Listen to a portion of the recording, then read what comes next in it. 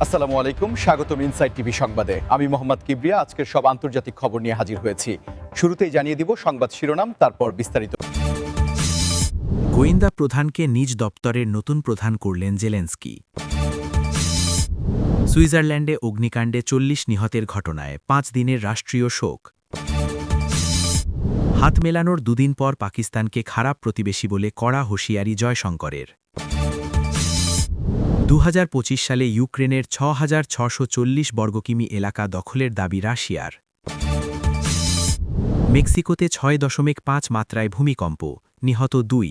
আসসালামু আলাইকুম, স্বাগতম জানাচ্ছি ইনসাইড টিভি সংবাদে। আমি মোহাম্মদ কিবরিয়া। এতক্ষণ শুনছিলেন সংবাদ শিরোনাম, এবার বিস্তারিত। ইউক্রেনের বর্তমান অভ্যন্তরীণ পরিস্থিতি এবং প্রশাসনিক কাঠামোর আমূল পরিবর্তনের লক্ষ্য নিয়ে ভলোদিমির জেলেনস্কি এক বড় ধরনের পদক্ষেপ নিয়েছেন, যা আন্তর্জাতিক মহলে বেশ আলোচনার জন্ম দিয়েছে। জেলেনস্কি তার দেশের গোয়েন্দা প্রধানকে সরাসরি নিজ দপ্তরের নতুন প্রধান হিসেবে নিয়োগ দিয়েছেন এবং এই সিদ্ধান্তের পেছনে রয়েছে দীর্ঘমেয়াদী প্রশাসনিক সংস্কারের পরিকল্পনা। আপনারা জানেন যে বর্তমানে ইউক্রেনের ভূ-রাজনৈতিক পরিস্থিতি অত্যন্ত জটিল এবং এমন সময় গোয়েন্দা তথ্য ও প্রশাসনিক সমন্বয় এক সুতোয় গাঁথা অত্যন্ত জরুরি হয়ে পড়েছে। এই নতুন নিয়োগের ফলে গোয়েন্দা বিভাগের অভিজ্ঞতা সরাসরি রাষ্ট্রপতির নীতি নির্ধারণী পর্যায়ে কার্যকর ভূমিকা রাখবে বলে আশা করা হচ্ছে। জেলেনস্কি এই পরিবর্তনের মাধ্যমে শাসন ব্যবস্থায় আরও গতিশীলতা এবং তথ্যের নির্ভুলতা নিশ্চিত করতে চান, কারণ গোয়েন্দা প্রধান হিসেবে কাজ করার সময় সংশ্লিষ্ট কর্মকর্তা দেশের প্রতিটি গুরুত্বপূর্ণ তথ্য ও অভ্যন্তরীণ চ্যালেঞ্জ সম্পর্কে সম্যক জ্ঞান অর্জন করেছেন। অনেকে মনে করছেন এটি কেবল একটি সাধারণ বদলি নয়, বরং রাষ্ট্রের নিরাপত্তা ও নীতি নির্ধারণী পর্যায়ে একটি বড় ধরনের কৌশলগত পরিবর্তন। এর ফলে প্রশাসনিক কাজের স্বচ্ছতা যেমন বাড়বে, তেমনি সিদ্ধান্ত গ্রহণের প্রক্রিয়া আরও দ্রুত হবে বলে বিশেষজ্ঞরা ধারণা করছেন। আপনারা যদি আমাদের এই বিশ্লেষণধর্মী তথ্যগুলো পছন্দ করে থাকেন, তবে ভিডিওটিতে একটি লাইক দিতে ভুলবেন না এবং কমেন্টে জানান যে প্রশাসনের এমন পরিবর্তন কি কোনো দেশের সংকটময় মুহূর্তে সত্যিই কাজে আসে কিনা। জেলেনস্কি তার বক্তব্যে উল্লেখ করেছেন যে বর্তমান সময়ে তাদের এমন নেতৃত্ব প্রয়োজন যারা মাঠ পর্যায়ের তথ্য ও উচ্চ পর্যায়ের নীতি নির্ধারণের মধ্যে একটি শক্তিশালী সেতু তৈরি করতে পারবে। এই নতুন দায়িত্বপ্রাপ্ত কর্মকর্তা অতীতে অত্যন্ত সাহসিকতার সাথে বিভিন্ন মিশন পরিচালনা করেছেন এবং তার এই দক্ষতা এখন প্রশাসনিক কাজে ব্যবহার করা হবে। আন্তর্জাতিক বিশ্লেষকরা বলছেন এই নিয়োগের মাধ্যমে জেলেনস্কি তার ঘনিষ্ঠ মহলে বিশ্বস্ত এবং দক্ষ ব্যক্তিদের গুরুত্ব বাড়াচ্ছেন। অন্যদিকে সাধারণ জনগণের মধ্যে এই সিদ্ধান্ত মিশ্র প্রতিক্রিয়ার সৃষ্টি করলেও অধিকাংশ মানুষ মনে করছেন যে নিরাপত্তার স্বার্থে এমন পদক্ষেপ অত্যন্ত সময় উপযোগী। গোয়েন্দা প্রধানের এই নতুন ভূমিকা ইউক্রেনের অভ্যন্তরীণ স্থিতিশীলতা বজায় রাখতে কতটা সহায়ক হয়, সেটি এখন দেখার বিষয়। আমরা নিয়মিত এই ধরনের গভীর বিশ্লেষণ আপনাদের সামনে নিয়ে আসি, তাই চ্যানেলটি সাবস্ক্রাইব করে আমাদের সাথেই থাকুন।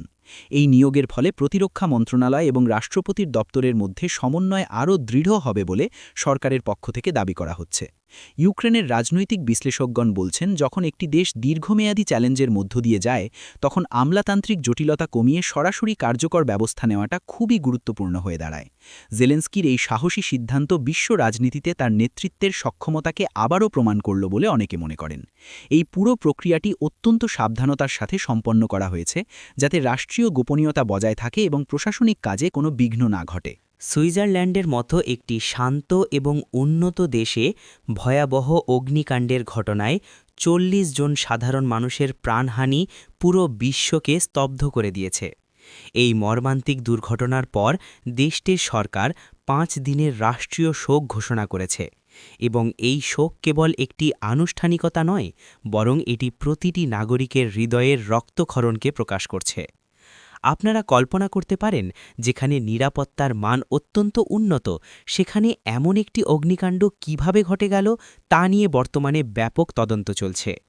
প্রাথমিক তথ্য অনুযায়ী একটি জনাকীর্ণ ভবন থেকে আগুনের সূত্রপাত হয় এবং মুহূর্তের মধ্যেই তা ছড়িয়ে পড়ে, যার ফলে উদ্ধারকারীরা পৌঁছানোর আগেই বড় ধরনের ক্ষতি হয়ে যায়। এই ঘটনায় যারা প্রাণ হারিয়েছেন তাদের প্রতি শ্রদ্ধা জানাতে পুরো দেশের সরকারি ভবনগুলোতে জাতীয় পতাকা অর্ধনমিত রাখা হয়েছে। এটি একটি বিশাল মানবিক বিপর্যয় এবং এই কঠিন সময়ে আমাদের সবার উচিত ক্ষতিগ্রস্ত পরিবারগুলোর পাশে দাঁড়ানো। আপনাদের যদি এই খবরটি ব্যথিত করে থাকে, তবে ভিডিওটি শেয়ার করুন যাতে মানুষ সচেতন হতে পারে। অগ্নিকাণ্ডের কারণ অনুসন্ধানে বিশেষজ্ঞ দল কাজ করছে এবং ধারণা করা হচ্ছে যে বৈদ্যুতিক গোলযোগ বা নিরাপত্তা ব্যবস্থার কোনো ত্রুটির কারণে এই দুর্ঘটনা ঘটে থাকতে পারে। সুইজারল্যান্ডের প্রেসিডেন্ট এই ঘটনাকে দেশের ইতিহাসের অন্যতম কালো দিন হিসেবে অভিহিত করেছেন এবং শোকসন্তপ্ত পরিবারগুলোর জন্য পর্যাপ্ত ক্ষতিপূরণ ও পুনর্বাসনের আশ্বাস দিয়েছেন। আন্তর্জাতিক অনেক দেশের নেতারা এই ঘটনায় সমবেদনা প্রকাশ করেছেন এবং সহায়তার হাত বাড়িয়ে দিয়েছেন। এই শোকাবহ পরিবেশে সাধারণ মানুষ মোমবাতি জ্বালিয়ে এবং ফুল দিয়ে নিহতদের স্মরণ করছে। অগ্নিকাণ্ডের সময় উদ্ধারকর্মীরা তাদের জীবন বাজি রেখে কাজ করেছেন এবং অনেককে জীবিত উদ্ধার করতে সক্ষম হয়েছেন। তবে আগুনের তীব্রতা এতই বেশি ছিল যে অনেককেই রক্ষা করা সম্ভব হয়নি। এই ঘটনা আমাদের শিক্ষা দেয় যে নিরাপত্তা ব্যবস্থা যতই উন্নত হোক না কেন, অগ্নি নির্বাপক ব্যবস্থা এবং জরুরি প্রস্থানের বিষয়গুলোতে সব সময় সতর্ক থাকা প্রয়োজন। আধুনিক স্থাপত্যবিদ্যায় নিরাপত্তার নিয়মগুলো কতটা কঠোরভাবে মানা হচ্ছে তা নিয়ে এখন নতুন করে বিতর্ক শুরু হয়েছে। সুইস কর্তৃপক্ষ জানিয়েছেন যে তারা এই ঘটনার প্রতিটি দিক খতিয়ে দেখবেন এবং ভবিষ্যতে যেন এমন ট্র্যাজেডি আর না ঘটে সে বিষয়ে কঠোর পদক্ষেপ নেবেন। আপনাদের মনে কি কোনো প্রশ্ন জাগছে যে উন্নত দেশেও কেন এমন দুর্ঘটনা ঘটে? অবশ্যই কমেন্ট করে আপনাদের মতামত আমাদের সাথে শেয়ার করবেন। আমরা শোকাতুর এই পরিবারের প্রতি গভীর সমবেদনা জানাই। রাষ্ট্রের পক্ষ থেকে এই 5 দিনের শোক চলাকালীন সময়ে সকল বিনোদনমূলক অনুষ্ঠান স্থগিত রাখা হয়েছে এবং দেশবাসী একাত্ম হয়ে এই শোক কাটিয়ে ওঠার চেষ্টা করছে। আন্তর্জাতিক কূটনীতির মঞ্চে ভারত ও পাকিস্তানের সম্পর্ক সবসময়ই এক টান উত্তেজনার বিষয় হয়ে দাঁড়িয়েছে এবং সম্প্রতি এস জয়শঙ্করের একটি বক্তব্য সেই আগুনেই ঘি ঢেলেছে। পাকিস্তান সফরকালে এবং সেখানে হাত মেলানোর মাত্র দুদিন পরই ভারতের পররাষ্ট্রমন্ত্রী পাকিস্তানকে খারাপ প্রতিবেশী বলে কড়া হুঁশিয়ারি দিয়েছেন, যা ভূ রাজনৈতিক মহলে ব্যাপক চাঞ্চল্যের সৃষ্টি করেছে। জয়শঙ্কর অত্যন্ত স্পষ্ট ভাষায় বলেছেন যে প্রতিবেশী পরিবর্তন করা সম্ভব নয়, কিন্তু প্রতিবেশীর আচরণ যদি বন্ধুত্বপূর্ণ না হয় তবে তা পুরো অঞ্চলের স্থিতিশীলতার জন্য হুমকিস্বরূপ। তিনি উল্লেখ করেছেন যে সৌজন্যমূলক হাত মেলানো মানে এই নয় যে ভারত অতীতের সমস্যাগুলো ভুলে গেছে বা নিরাপত্তার প্রশ্নে আপোস করবে। এই ধরনের কড়া সমালোচনা সাধারণত কূটনৈতিক সম্পর্কে খুব কমই দেখা যায়, তবে ভারতের বর্তমান পররাষ্ট্র নীতি যে অনেক বেশি আক্রমণাত্মক এবং সরাসরি, তা এই বক্তব্যের মাধ্যমে আবারও স্পষ্ট হয়েছে। আপনারা যারা আন্তর্জাতিক সম্পর্ক নিয়ে আগ্রহী তারা অবশ্যই আমাদের চ্যানেলটি ফলো করুন, কারণ আমরা প্রতিটি সংবাদের গভীরে গিয়ে বিশ্লেষণ করি। পাকিস্তানের পক্ষ থেকে এই বক্তব্যের প্রতিক্রিয়ায় জানানো হয়েছে যে তারা সবসময় শান্তি বজায় রাখতে চায়, কিন্তু ভারত পাল্টা অভিযোগে বলেছে যে সীমান্ত এলাকায় অস্থিরতা তৈরির পেছনে পাকিস্তানের সরাসরি ভূমিকা রয়েছে। জয়শঙ্করের এই মন্তব্যটি এমন এক সময়ে এলো যখন উভয় দেশই তাদের অর্থনৈতিক ও অভ্যন্তরীণ সমস্যা নিয়ে ব্যস্ত। তিনি আরও বলেন যে একটি ভালো প্রতিবেশী সেই যে আঞ্চলিক শান্তি ও পারস্পরিক উন্নয়নে সহযোগিতা করে, কিন্তু পাকিস্তান বারবার সেই বিশ্বাসের অমর্যাদা করেছে। এই কূটনৈতিক দ্বৈরথ কেবল দুই দেশের মধ্যে সীমাবদ্ধ নেই, বরং দক্ষিণ এশিয়ার সার্বিক রাজনীতিতে এর বড় ধরনের প্রভাব রয়েছে। বিশেষজ্ঞরা মনে করছেন জয়শঙ্করের এই বক্তব্য মূলত আন্তর্জাতিক সম্প্রদায়কে একটি বার্তা দেওয়া যে ভারত তার অবস্থানে অনড় এবং জাতীয় নিরাপত্তা তাদের কাছে সবার আগে। এই সংবাদের প্রেক্ষিতে আপনাদের মতামত কি? ভারত কি সঠিক পথে এগোচ্ছে নাকি আলোচনার মাধ্যমে সমাধান সম্ভব? আমাদের কমেন্ট বক্সে আপনার মূল্যবান মতামত দিন। ভারতের এই কঠোর অবস্থান বিশেষ করে বৈশ্বিক সন্ত্রাসবাদ এবং আন্তঃসীমান্ত উত্তেজনার প্রেক্ষাপটে অত্যন্ত গুরুত্বপূর্ণ বলে বিবেচিত হচ্ছে। হাত মেলানোর পর এমন মন্তব্য অনেকেই দ্বিমুখী আচরণ হিসেবে দেখলেও ভারতের কূটনীতিকরা বলছেন এটি কেবল বাস্তবতার প্রতিফলন। জয়শঙ্কর তার বক্তব্যে পরিষ্কার করে দিয়েছেন যে যতক্ষণ পর্যন্ত না পাকিস্তান তাদের নীতিতে পরিবর্তন আনবে ততক্ষণ পর্যন্ত স্বাভাবিক সম্পর্ক পুনঃস্থাপন করা অসম্ভব। এই কূটনৈতিক যুদ্ধের ফলাফল আগামী দিনগুলোতে দক্ষিণ এশিয়ার রাজনীতিকে কোন দিকে নিয়ে যায় তা দেখার জন্য বিশ্ব রাজনীতি এখন মুখিয়ে আছে। 2025 সালে ইউক্রেনের প্রায় 6,640 বর্গ কিলোমিটার এলাকা নিজেদের দখলে নেওয়ার যে দাবি রাশিয়া করেছে তা বর্তমান সংঘাতের এক নতুন এবং ভয়াবহ চিত্র তুলে ধরেছে। রাশিয়ার প্রতিরক্ষা মন্ত্রণালয়ের পক্ষ থেকে এই বিশাল ভূখণ্ড দখলের দাবিটি এমন এক সময় এলো যখন বিশ্বব্যাপী শান্তি আলোচনার চেষ্টা চালানো হচ্ছে। এই ৬,৬৪০ বর্গ কিলোমিটার এলাকাটি মূলত কৌশলগতভাবে অত্যন্ত গুরুত্বপূর্ণ এবং এখানে প্রচুর প্রাকৃতিক সম্পদ ও শিল্প কারখানা রয়েছে বলে জানা গেছে। রাশিয়ার এই দাবি যদি সত্য হয় তবে এটি ইউক্রেনের সার্বভৌমত্বের ওপর এক বিশাল আঘাত এবং এর ফলে মানচিত্রের আমূল পরিবর্তন ঘটে যাবে।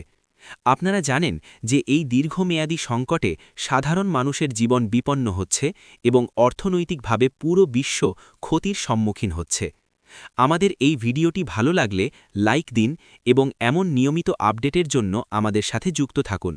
অন্যদিকে ইউক্রেনের পক্ষ থেকে এই দাবির সত্যতা নিয়ে প্রশ্ন তোলা হয়েছে এবং তারা বলছে যে তাদের সেনারা প্রতিটি ইঞ্চি ভূমি রক্ষার জন্য লড়াই চালিয়ে যাচ্ছে। তবে উপগ্রহ থেকে পাওয়া কিছু ছবি এবং নিরপেক্ষ পর্যবেক্ষকদের মতে কিছু নির্দিষ্ট এলাকায় রাশিয়ার অগ্রসর হওয়ার প্রমাণ পাওয়া গেছে। এই ভূখণ্ড দখলের ফলে রাশিয়ার জন্য লজিস্টিক সুবিধা বাড়বে এবং তারা আরও গভীরে যাওয়ার সুযোগ পাবে। কিন্তু এই ধরনের অর্জন কতটুকু স্থায়ী হবে তা নিয়ে সংশয় রয়েছে, কারণ আন্তর্জাতিক সম্প্রদায় রাশিয়ার এই কর্মকাণ্ডকে সমর্থন করছে না এবং একের পর এক নিষেধাজ্ঞা আরোপ করে যাচ্ছে। যুদ্ধের এই ভয়াবহতা কেবল সামরিক বিজয় বা পরাজয়ের মধ্যে সীমাবদ্ধ নয়, বরং এটি লক্ষ লক্ষ মানুষের বাস্তুচ্যুত হওয়া এবং মানবিক সংকটের গল্প। রাশিয়ার এই আগ্রাসী নীতি বিশ্ব অর্থনীতিতে জ্বালানি ও খাদ্যের দাম বাড়িয়ে দিচ্ছে, যার প্রভাব আমাদের মতো দেশগুলোতেও পড়ছে। আপনারা কি মনে করেন, এই সংকটের কোনো শান্তিপূর্ণ সমাধান সম্ভব নাকি পরিস্থিতি আরও জটিল হবে? এই বিষয়ে আপনাদের সুচিন্তিত মতামত আমাদের জানান। রাশিয়ার এই দাবির পেছনে রাজনৈতিক উদ্দেশ্যও থাকতে পারে, কারণ তারা নিজেদের জনগণকে দেখাতে চায় যে তাদের অভিযান সফল হচ্ছে। তবে যুদ্ধের ময়দানের বাস্তবতা প্রায়ই প্রচারণার চেয়ে ভিন্ন হয়। ৬,৬৪০ বর্গ কিলোমিটার এলাকা দখল করা মানে হল একটি ছোট দেশের সমান জায়গা নিয়ন্ত্রণে নেওয়া, যা কোনোভাবেই ছোটখাটো ঘটনা নয়। ইউক্রেনের পশ্চিমা মিত্ররা এই পরিস্থিতিতে তাদের সহায়তার পরিমাণ আরও বাড়ানোর ঘোষণা দিয়েছে, যাতে তারা হারানো ভূমি পুনরুদ্ধার করতে পারে। এই সংঘাত এখন কোন পর্যায়ে গিয়ে থামবে তা অনিশ্চিত হলেও এটি নিশ্চিত যে বিশ্ব রাজনীতির সমীকরণ চিরতরে বদলে যাচ্ছে। প্রকৃতির তাণ্ডবে মেক্সিকোর দক্ষিণাঞ্চল কেঁপে উঠেছে ৬.৫ মাত্রার এক শক্তিশালী ভূমিকম্পে, যার ফলে দুর্ভাগ্যজনকভাবে ২ জন মানুষের মৃত্যু হয়েছে এবং বহু ঘরবাড়ি ক্ষতিগ্রস্ত হয়েছে। মেক্সিকো ভৌগোলিকভাবে একটি ভূমিকম্পপ্রবণ এলাকা হলেও এই মাত্রার কম্পন স্থানীয়দের মধ্যে চরম আতঙ্ক সৃষ্টি করেছে। রিক্টার স্কেলে ৬.৫ মাত্রা মানে এটি বেশ শক্তিশালী এবং এর কেন্দ্রস্থল ছিল ভূপৃষ্ঠের গভীরে, যা কম্পনের তীব্রতাকে কিছুটা নিয়ন্ত্রণ করলেও ক্ষয়ক্ষতি এড়ানো যায়নি। ভূমিকম্পের পরপরই উদ্ধারকারী দলগুলো ক্ষতিগ্রস্ত এলাকায় পৌঁছেছে এবং তারা ধ্বংসস্তূপের নিচে কেউ আটকে আছে কিনা তা খতিয়ে দেখছে। এই দুর্ঘটনায় নিহত ২ জনের প্রতি আমরা গভীর শোক প্রকাশ করছি এবং আহতদের দ্রুত সুস্থতা কামনা করছি। প্রাকৃতিক দুর্যোগের এই খবরগুলো আমাদের মনে করিয়ে দেয় যে প্রকৃতির কাছে আমরা কতটা অসহায়। আপনারা যারা আমাদের ভিডিওটি দেখছেন তারা সতর্ক থাকুন এবং ভূমিকম্পের সময় করণীয় বিষয়গুলো সম্পর্কে জানুন। মেক্সিকোর সরকার বর্তমানে জরুরি অবস্থা ঘোষণা করেছে এবং ক্ষতিগ্রস্ত পরিবারগুলোকে অস্থায়ী আশ্রয়ে সরিয়ে নেওয়ার কাজ চলছে। ভূমিকম্পের ফলে যোগাযোগ ব্যবস্থা এবং বিদ্যুৎ সংযোগ বিচ্ছিন্ন হয়ে পড়ায় উদ্ধার কাজে কিছুটা বেগ পেতে হচ্ছে। স্থানীয় বাসিন্দারা জানিয়েছেন যে কম্পনটি বেশ কয়েক সেকেন্ড স্থায়ী ছিল এবং বড় বড় ভবনগুলো দোলের মতো কাঁপছিল। বিজ্ঞানীরা বলছেন যে প্রশান্ত মহাসাগরীয় রিং অফ ফায়ারে অবস্থিত হওয়ার কারণে মেক্সিকোতে প্রায়ই এমন ভূমিকম্প ঘটে থাকে। তবে প্রতিটি বড় কম্পনের পর আফটারশক বা পরবর্তী ছোট কম্পনের ঝুঁকি থাকে, যা উদ্ধার কাজের জন্য বড় চ্যালেঞ্জ। মেক্সিকো সরকার এই পরিস্থিতিতে জনগণের পাশে দাঁড়িয়েছে এবং জরুরি ত্রাণ সামগ্রী বিতরণ করছে। আন্তর্জাতিক রেড ক্রস এবং অন্যান্য সংস্থাগুলো সহায়তার হাত বাড়িয়ে দিয়েছে। এই ঘটনায় যারা তাদের প্রিয়জনকে হারিয়েছেন তাদের ক্ষতি পূরণ হওয়ার নয়, তবে সম্মিলিত প্রচেষ্টায় এই ট্র্যাজেডি কাটিয়ে ওঠা সম্ভব। ভূমিকম্প পরবর্তী ভবনগুলোর নিরাপত্তা নিশ্চিত করতে ইঞ্জিনিয়ারদের একটি দল নিয়োগ করা হয়েছে, যাতে ঝুঁকিপূর্ণ ভবনগুলো চিহ্নিত করা যায়। আপনাদের এলাকায় কি কখনো বড় ধরনের ভূমিকম্প হয়েছে? এমন পরিস্থিতিতে আপনার অভিজ্ঞতা কেমন ছিল তা আমাদের সাথে শেয়ার করুন। আমাদের এই প্রতিবেদনের মূল উদ্দেশ্য হল সঠিক তথ্য সরবরাহ করা এবং জনসচেতনতা তৈরি করা। আমরা নিয়মিত প্রাকৃতিক দুর্যোগ ও পরিবেশগত আপডেট নিয়ে আসি, তাই চ্যানেলটি সাবস্ক্রাইব করে বেল আইকনটি চেপে রাখুন যাতে কোনো গুরুত্বপূর্ণ খবর মিস না হয়। মেক্সিকোর এই ঘটনা আবারও প্রমাণ করল যে দুর্যোগ মোকাবিলায় পূর্বপ্রস্তুতি কতটা জরুরি।